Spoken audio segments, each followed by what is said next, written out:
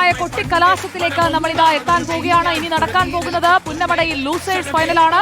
തലവടി ചുണ്ടൻ, പായിപ്പാടൻ ചുണ്ടൻ, കാരിച്ചാൽ ചുണ്ടൻ, നടുവിലെ പറമ്പൻ ചുണ്ടൻ, നാലും ഒന്നിനൊന്ന് മികച്ചതാണ്. ലൂസേഴ്സ് ഫൈനലിനും ഒരു ഫൈനലിന്റെ ആവേശമുണ്ടാകും. അതിലേക്ക് എത്തുന്നതിന് മുൻപ് നമുക്ക് ഒരു പരാതിയുടെ വിവരങ്ങൾ കൂടി അറിയേണ്ടതുണ്ട്. മത്സരത്തിനിടെ ഒരു പരാതി ഉയർന്നിരിക്കുകയാണ്. Pallathuruthy boat club Punnamada boat ക്ലബിന്റെ നടുഭാഗം ചുണ്ടനെതിരെയാണ് പരാതി നൽകിയിരിക്കുന്നത്. BBC മാത്രമല്ല UBC കൈനകരിയും പരാതി നൽകിയിട്ടുണ്ട് കളക്ടർക്ക്. 23 ഇതര സംസ്ഥാനക്കാരെയാണ് പരമാവധി കയറ്റാൻ കഴിയുക. അതിൽ കൂടുതലായിരുന്നോ ഇതര സംസ്ഥാനക്കാരായ തുഴക്കാർ? അതാണ് അറിയേണ്ടത്.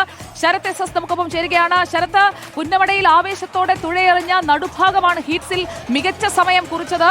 ഇപ്പോൾ PBCയും UBCയും കളക്ടർക്ക് പരാതി നൽകിയിരിക്കുന്നത് ഒരേ കാര്യത്തിലാണ്. ഇതര സംസ്ഥാനക്കാരായ തുഴക്കാരെ ഉൾപ്പെടുത്താവുന്നതിന്റെ പരിധി വിട്ടോ നടുഭാഗം?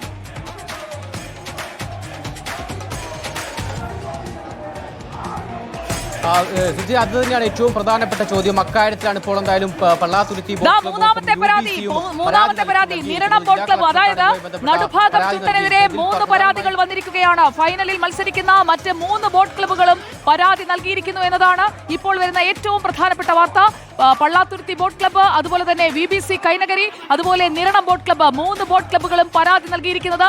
ഒന്നാം സ്ഥാനത്തെത്തിയ ഹീറ്റ്സിൽ മികച്ച സമയം കുറിച്ച നടുഭാഗം ചുണ്ടനിൽ അനുവദനീയമായതിലും അധികം ഇതര സംസ്ഥാനക്കാരായ തുഴക്കാർ ഉണ്ടായിരുന്നു എന്നതാണ് നമ്മൾ പരിശോധിക്കുമ്പോൾ എന്താണ് ബോധ്യപ്പെടുന്നത് ശരത്?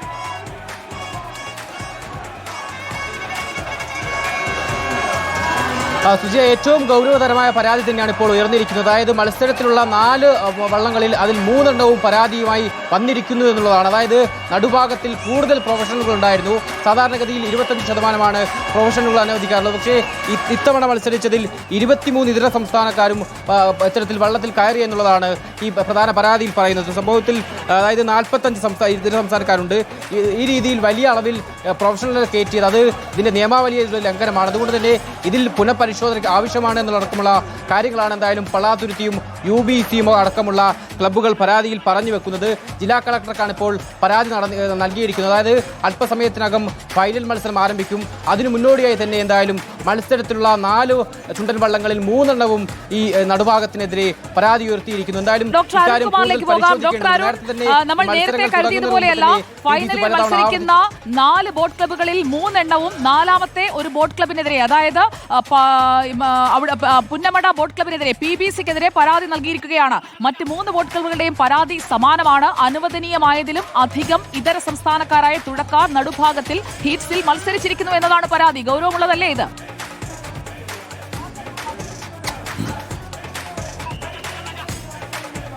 സ്വഭാവമുള്ള പരാതി തന്നെയാണ്, സംശയമൊന്നുമില്ല. പരമാവധി നിലവിലുള്ള ചട്ടം അനുസരിച്ച് 25%, അതായത് 23 ഇതര സംസ്ഥാനക്കാരെ ബോട്ടിൽ കയറ്റാം എന്നുള്ളതാണ് ചട്ടം.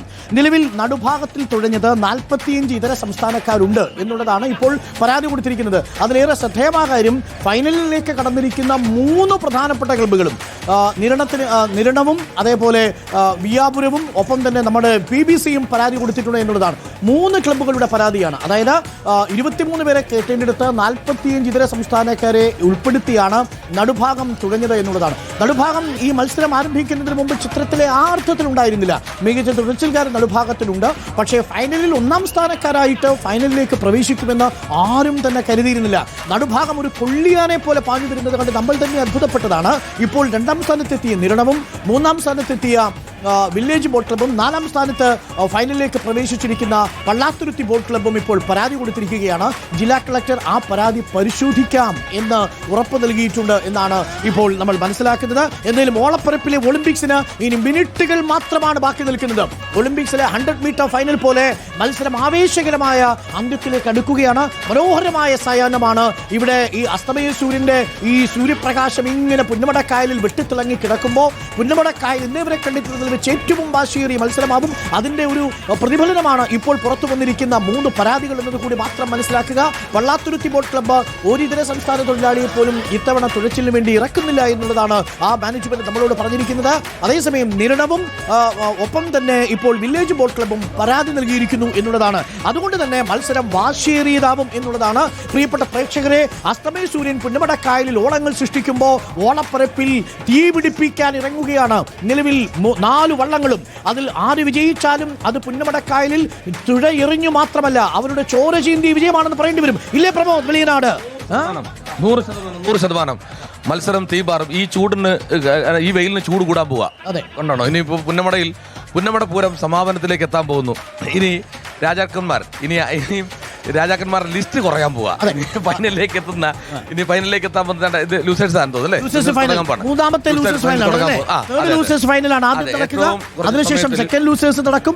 അതിനുശേഷം ഫൈനൽ മത്സരത്തിലേക്ക് പവർ പാണ്ടിയുണ്ട്, അത് കാണാം നമുക്ക്. ഇപ്പോൾ മത്സരം തുടങ്ങി, ലൂസേഴ്സ് തുടങ്ങി. ബോട്ട് ക്ലബിന്റെ വള്ളമാണ് ഒന്ന്.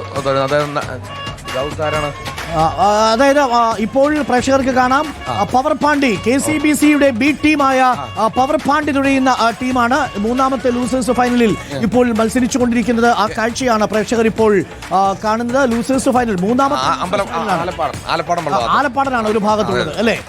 ഏറ്റവും കൂടുതൽ സമയത്ത് കാത്തിരിക്കുന്നത് ഫൈനലിന് വേണ്ടിയാണ്. ഏറ്റവും കൂടുതൽ സമയം എടുത്ത് ഫിനിഷ് ചെയ്ത രണ്ട് വള്ളങ്ങളാണ്. അതുകൊണ്ട് തന്നെ തേർഡ് ലൂസേഴ്സ് ഫൈനലാണ്.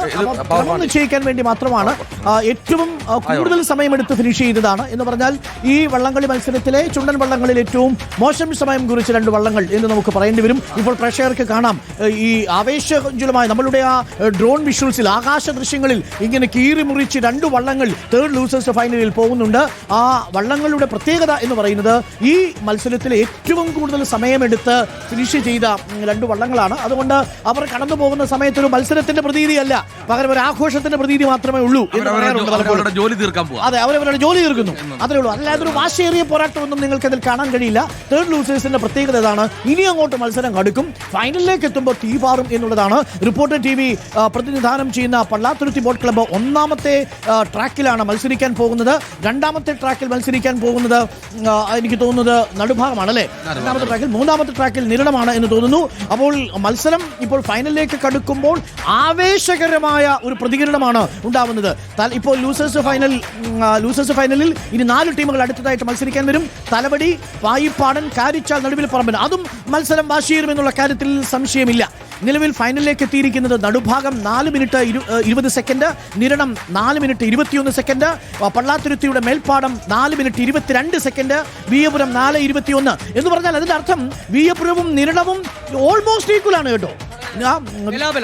ബലാബലമാണ്, നടുഭാഗമാണ് അതിനേക്കാൾ ഏകദേശം 1 സെക്കൻഡ് കൂടി മുന്നിൽ നിൽക്കുന്നത്. ആ നടുഭാഗത്തിനെതിരെയാണ് ഇപ്പോൾ 3 ക്ലബ്ബുകളും പരാതി നൽകിയിരിക്കുന്നത് എന്നതാണ് ഏറെ പ്രധാനപ്പെട്ട കാര്യം. നമ്മൾ നേരത്തെ പ്രവചിച്ച കുറെ ക്ലബ്ബുകളുണ്ടായിരുന്നു. ആ ക്ലബ്ബുകളൊക്കെ പ്രവചനത്തേക്ക് അതീതമായിട്ട് പുന്നമട ബോട്ട് ക്ലബ്ബ് കയറി വരുന്നു. അതെന്തായാലും ഒരു അത്ഭുതം ഉണ്ടാക്കി കാണികൾക്കിടയിൽ അല്ലേ. നമ്മൾ നേരത്തെ പറഞ്ഞു, നമ്മൾ ഒട്ടും പ്രതീക്ഷിക്കാത്ത അതൊരു ബോട്ട് ബാക്കി എല്ലാ ബോട്ടുകളെ പിന്തള്ളിക്കൊണ്ട് മികച്ച ദൂരത്തിൽ സമയത്ത് അതിന് 1150 മീറ്റർ കൈയേറുക എന്ന് പറഞ്ഞാൽ വലിയ കാര്യം തന്നെയാണ്. വളരെ നടുഭാഗത്തിന് ഒരു ഭാഗ്യം ഉണ്ടെന്ന് ആരോ പറഞ്ഞിട്ടുണ്ട്. നടുഭാഗം ചുണ്ടൻ എപ്പോഴും ഭാഗ്യമുള്ള ചുണ്ടനാണെന്ന് പറഞ്ഞു. അല്ല, നടുഭാഗത്തിന് ഭാഗ്യം ഇവിടെ എപ്പോഴും നേരത്തെ ഞങ്ങൾ സൂചിച്ചത് 99% തുഴച്ചിക്കാരുടെ കഠിനാധ്വാനം, 1% ഏതെങ്കിലും ഒരു വിഷയം ഉണ്ടാവും. അത് നിയമങ്ങളുടെ ഒരു സപ്പോർട്ട് ഉണ്ടാവും, ചിലപ്പോൾ കാണികളുടെ ഒരു സപ്പോർട്ട്. ഇപ്പം നമ്മൾ കാണും, നിങ്ങൾ കാണാം വെള്ളം ചീറ്റിയെറിയാൻ വരുന്ന ആൾക്കാർ, അതിൽ ഒരു തുഴയെ പിടിച്ചാൽ മതി, തീർന്നു കലാസ്. പിന്നെ ഒരു തുഴച്ചില് വീണ്ടും നടത്താൻ അവരെ സംബന്ധിച്ച് പറ്റത്തില്ല. കാറ്റും കാലാവസ്ഥയൊക്കെ ഉണ്ടാകുന്ന ഏറ്റവും പ്രധാനപ്പെട്ടത് അവരുടെ കയ്യൂക്ക് തന്നെയാണ്.